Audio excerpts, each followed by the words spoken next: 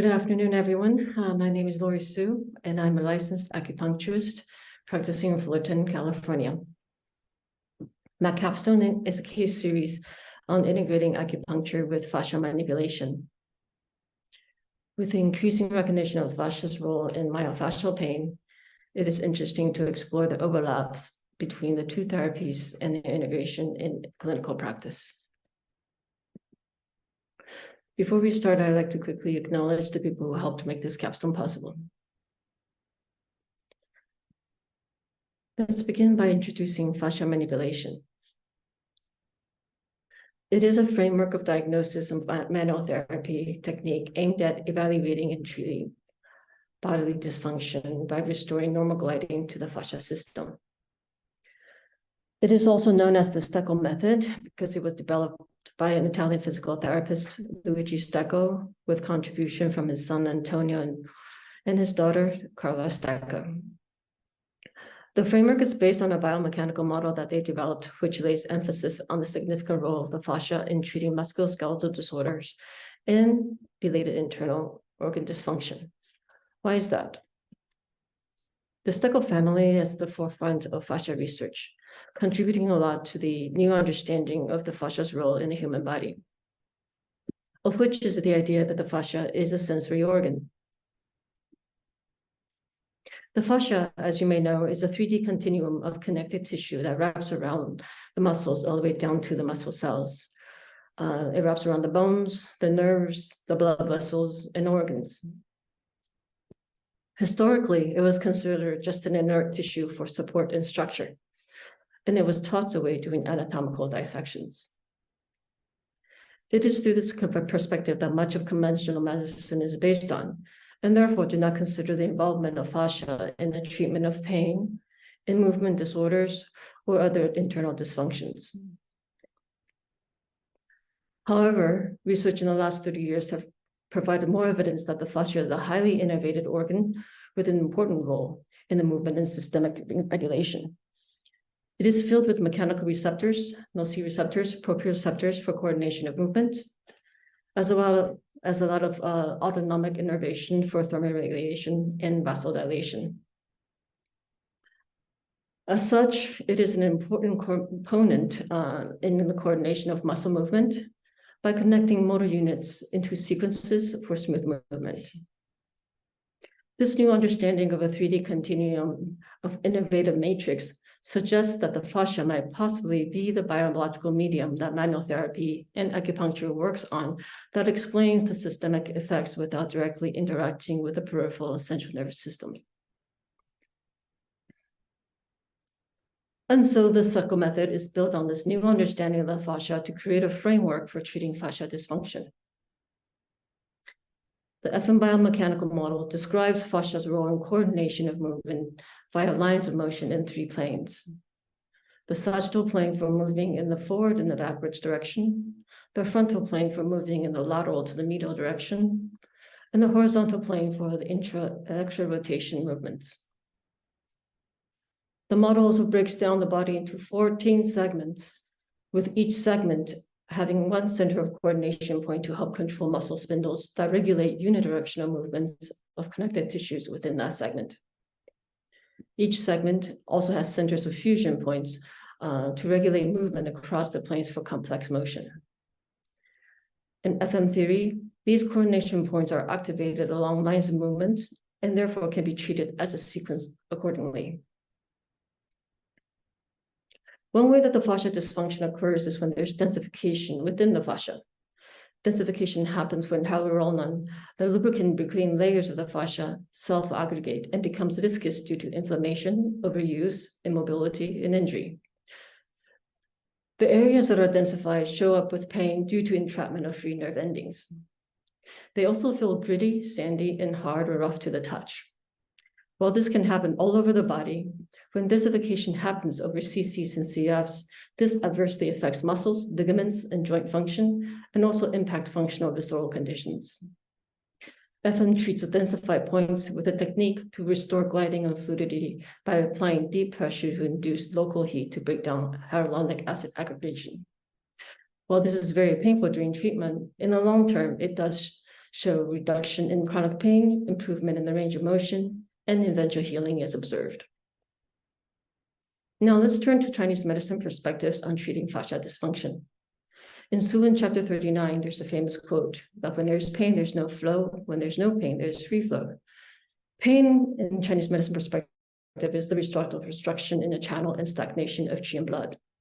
Fascia densifications are where fascia becomes stuck to each other, can be likened to the obstruction of channel and results in the pinching of the nerves and vessel, therefore leading to stagnation of qi, which is signaling, and poor circulation of blood.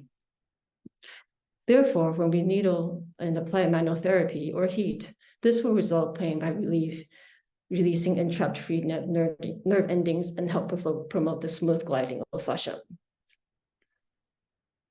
In comparison to FM models organized by lines of motion according to biomechanics of movement, points along the acupuncture channels have their origins in Taoist yin-yang theories. In Suan chapter 6, body is mapped into areas of yin and yang based on the model of man facing the sun with arms outstretched, and the channels reflect external environmental influences on the internal bodily functions and the interrelationships within. Additionally, instead of movement about orthogonal planes, the channels reflect the body opening, pivoting, and closing about a point of center of gravity. Of all the other channels, the sinew channels are particularly relevant to treating myofascial pain. They run along the same pathways as the 12 primary channels, but cover wider bands. The sinew channels don't have set points, but have locations that are commonly locked. They do not interact with the organs, meaning they can be isolated from musculoskeletal disorders. Pathologies on the sinew channel is treated with ashi needling of the knotted points, worm needling method, and Mu-Tzu. There's a lot of commonalities between these wording and that of fascial manipulation. And also interesting to note that a lot of the CCs and CFs in fascial manipulation are located near the locations where the sinew channels commonly not. Here's a chart showing all of the CCs and CF points in fascial manipulation and their closest corresponding acupuncture points. Points along the FM sequences in the line of motion of an orthogonal plane do not entirely match the channel pathways and are often combinations of acupuncture points across different channels in that area. This makes sense because biomechanical model of fascial manipulation only captures connections for movement, whereas acupuncture channels are more complex and comprehensive and meant to capture all the range of motions with various different orientations about a center of gravity and navigating also external and internal influences. However, you can see that there's a lot of acupuncture points that overlap with CCs and CFs, suggesting that there's a linkage between acupuncture point indications with the treatment of fascial dysfunction based on simple biomechanics of movement. So leads us to the research question for this capstone. Can we treat the densification points with acupuncture and obtain results according to fascial manipulation theory? To explore this question, 2 patients were treated for arm-related pain. Each patient was given 5 total sessions with 4 weekly sessions and one month follow-up session after the 4th session. Initially, in the initial session, we will do an intake according to the FM protocol and formulate a strategy of treatment. Then in the session, we will treat with acupuncture instead of fascial manipulation technique. In the first session, we will only treat locally with acupuncture to see if pain can be reduced just by local ashi treatments without treating the rest of the fascia densifications. In the following sessions, we attempt to treat the fascia to see if that actually resolves the pain in over time. And we treat a maximum of only 6 points for each session. The patient is also asked to fill out self-reporting forms prior to each session to track progress on pain intensity and quality of life measures. Let's take a look at the first case. Patient A is a 38-year-old female with wrist pain for 2 years. She's a school administrator and stays physically active with working out. She's 5 feet 6 inches tall and weighs 221 pounds. Her pain is present 25% of the time at the base of the thumb, at the wrist, and can be replicated with push-up and weight bearing. It is of unknown cause to her. She went to the chiropractor, and they suspect of some sort of a carpal tunnel syndrome, even though it is not negative based on orthopedic tests. Here's an intake portion of the FM charting we did in the first session. We reviewed her full history of injury and found she had no other concurrent pain that is present, nor any other history of pain other than trauma to the right forearm from a tendon tear playing basketball 20 years ago. In review of her medical conditions, she reports having scoliosis in the L5-S1 region. She also suffers from sleep apnea and irregular menstruation. These symptoms don't seem to be related to her wrist pain. We then did movement verification assessment to have her try to replicate the pain with a series of wrist exercises. We were able to reproduce the pain on the weight bearing doing push-ups and decided to use that for movement verification. Next, we did palpation verification segmentally on her arms and shoulders to see if she has any densification points that we can treat away from the site of the pain. These are the results of our findings of palpation assessment. You can see that there are a lot of densified points in all three planes as marked by the stars, with 3 stars being the most painful, corresponding to a level 8 and above pain. Combined with movement verification, we see that the frontal pain is the most involved of all 3. Since we can replicate the pain with movement, according to FM theory, we can choose a strategy to just treat the CCs and CFs in the frontal plane.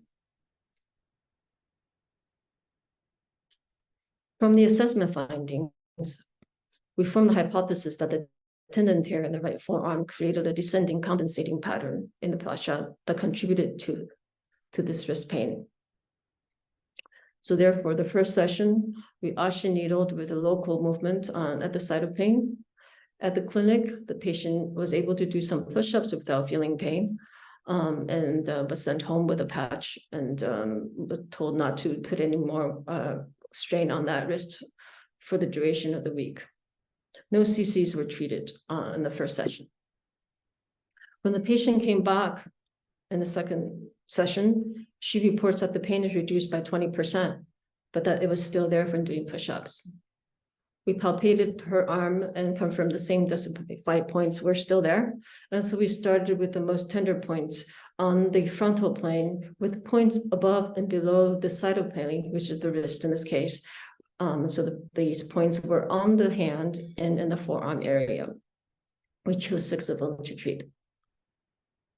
When she came back in the third session, the pain is reduced further, but the patient complained of new thumb pain that is separate from the wrist plane. So therefore, we treated different CCs and CFs because they have changed as the fascia has been released with acupuncture needling. At this point, we treated some along the hand area and other points higher up in the upper arm and shoulder area. In such a form, the pain is now gone, and the patient reports that she can put weight on without pain. In the 1-month follow-up session, the pain did not come back, and the palpation revealed some bilateral neck tension. So with the tender spots on the neck area, we're needled to treat the fascia as a preventative method. Here are the results of the palpation assessment with the 5th session. You can see that compared with the first session, there are a lot less densification across all 3 planes. There are also still a couple of 3-star points, but they are not involved in the wrist plane and might be related to her shoulder tightness. It is possible that if we don't fully resolve these, the patient might report pain at some point, somewhere along the time, on the arm again, or some other areas. This chart shows a self-reported summary, the summary of the self-reported results of the 5 sessions. The initial session T-scores, the raw sum total calculated, showed that at the onset, the patient suffered mild effects from their pain.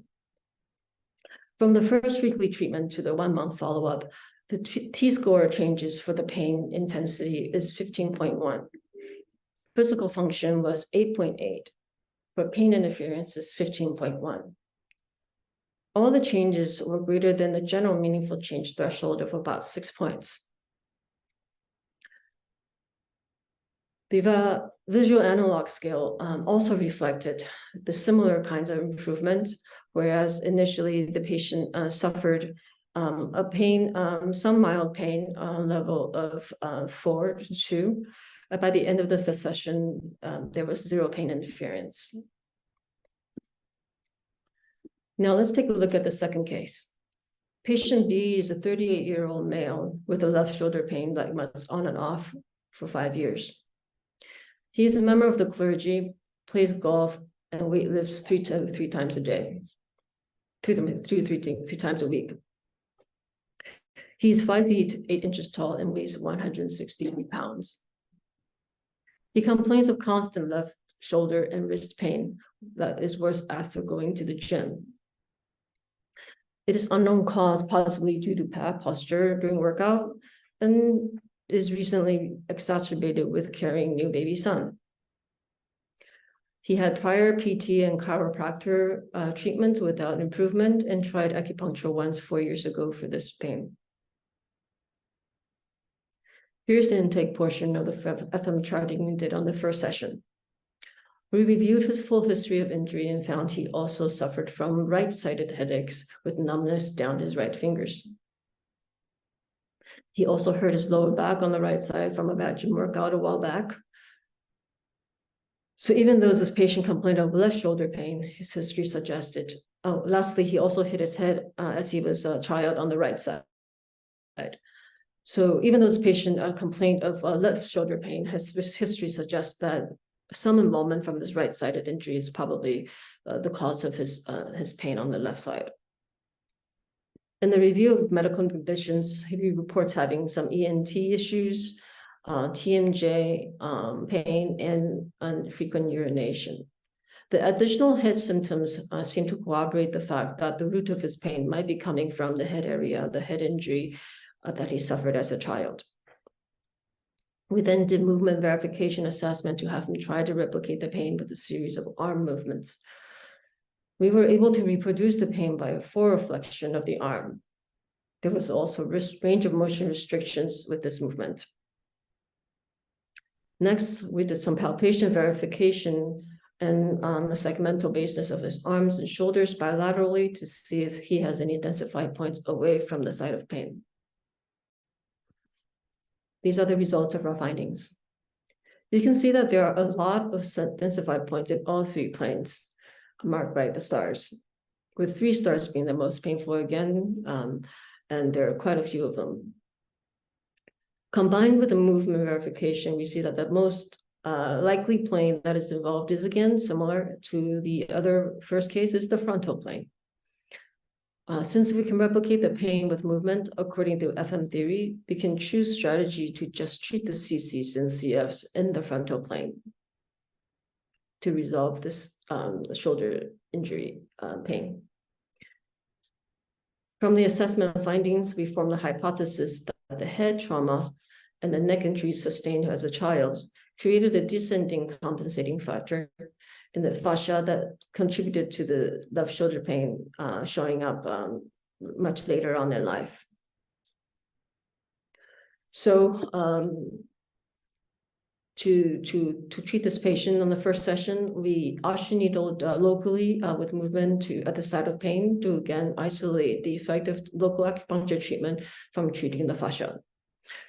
The patient can do arm raises with a greater range of motion without pain at the clinic, and no CCs were needled during this first session. In session 2, when the patient returned a week after, the pain is reduced, he said, for about 3 days, but then returned. We palpated his arm and confirmed that the same densified points were still there. And so we started with the most tender points on the frontal plane of the neck and shoulder, neck and upper arm area, because those are the areas that are above and below the site of pain. In session 3, pain is reduced further with this treatment in the last week. Palpation revealed more tender CCs and CFs in the right shoulder area than anything on the left in this session. And so we treated a combination of 6 total CCs in the shoulders on the bilateral leg. 10 minutes. In session 4, we see that the pain is gone and the patient can hold the baby. We palpated some more and treated some residual knots in the neck and shoulder area. In the 1-month follow-up session, pain has not returned and the palpation really revealed some bilateral neck tension. So the tender spots were needled to treat the fascia preventatively. Here are the results of the palpation assessment of the 5th session. You can see that compared to the first session, there are a lot less densification across all 3 planes, with no 3 stars anywhere in the upper segments.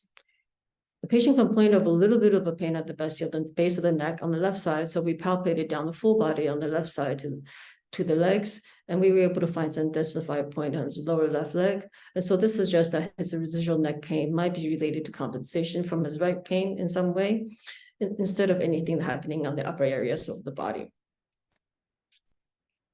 This chart shows the self-reported result aggregated over 5 sessions, and the T-scores from the initial sessions in the 3 promise surveys indicated the patient suffered mild effects from their pain. From the first weekly session to the 1-month follow-up, the T-score change for pain intensity was 18.5. For physical function is 9. For pain interference, 16.7. All changes are greater than the general meaningful change for the shoulder of about 6 points. The visual analog scale also reflected improvement, where with the patient initially suffering level much more significant discomfort and pain interference to having no interference by the 5th session.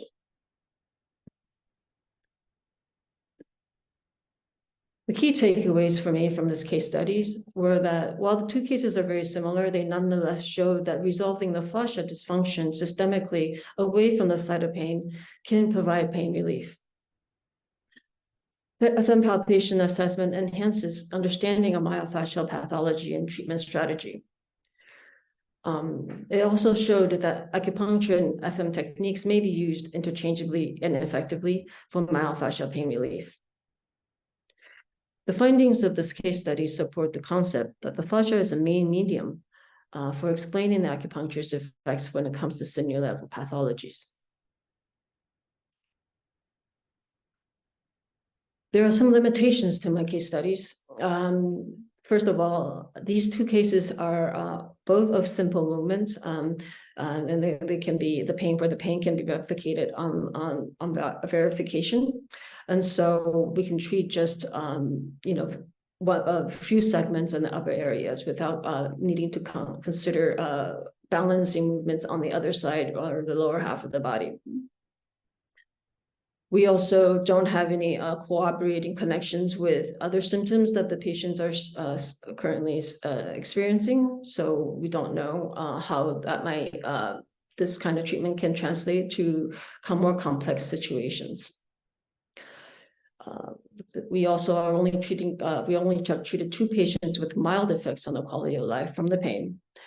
So we don't know if this kind of methodology would kind of have the same effect if patients suffered from more severe effects on quality of life from their pain. In conclusion, FM protocol and strategy is a good complement to classical theories and can be considered a style of holistic treatment based on palpation assessment. Fascial manipulation points are a subset of all acupuncture points, and their use provide more scientific perspectives for distal needling based on the biomechanics of movement. And therefore, it is my belief that acupuncturists can all benefit from the recent scientific understanding of the fascia as a sensory organ to describe the mechanism of acupuncture's efficacy to their patients. Thank you very much.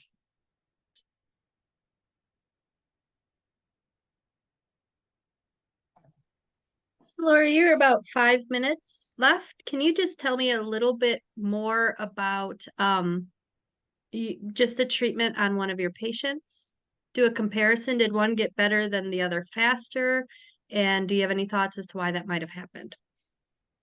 Yes, it's interesting that it seemed like they're about the same. They all kind of recovered quite fast. So the first one with the wrist pain, patient A, it took her a little bit longer. Actually, she actually recovered quite well after the first treatment, and that she was able to put more weight on the wrist pain. And because we were able to treat, it's not as complex. But after we treated the pain, she actually had other kinds of pain that showed up. The pain migrated from the wrist to the thumb area. And so we just treated, those correspondingly. The second patient was took a little bit longer to see results. I think that's because he had a longer time with the pain, and her compensating patterns were also much more complex than the first patient, whereas the first patient only had a old history of the forearm pain injury on the right side. So it was very much more local and more distal. So it seemed like it was much more easy to have more effective treatments with her pain, whereas the shoulder is much more connected with a much more compensating effects with the right-sided injuries that the first sustained. So that's why it took a little longer to fully resolve. But I did find that with the second patient, we started to see a significant improvement when we treated the right side shoulder area. And that's when all of his pain on the left shoulder dropped. So I think the differences in the treatment speed is really a reflection of how the compensation pattern has built up over time, and whether or not the proper points were chosen to release the fascia in the right order.